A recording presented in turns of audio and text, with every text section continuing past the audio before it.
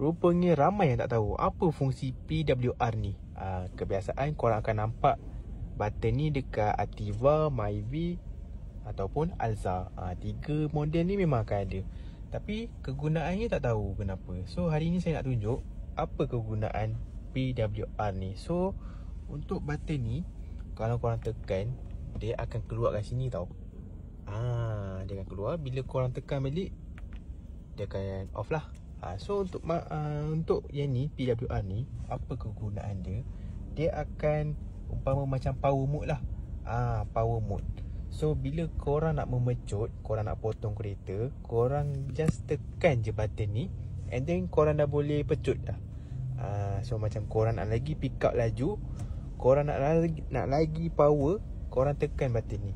Tapi korang kena ingat, kalau korang tekan button ni, korang punya minyak pun akan makan. So bila korang dah pemecut tu, korang tekan balik ni, and then bila dah habis pecut, korang boleh off lah, supaya minyak tu jimat lah. Kalau korang nak stay power mode pun boleh je, tak ada masalah. Cuma korang punya minyak akan makan lah.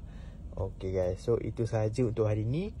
Kalau korang nak beli kereta Ativa, ini kereta Ativa. So kalau korang nak beli kereta Ativa, nak stok cepat, korang kena beli sekarang dengan Wan. So korang yang mana nak beli kereta tu, cepat-cepat Roger Wan. Okay guys.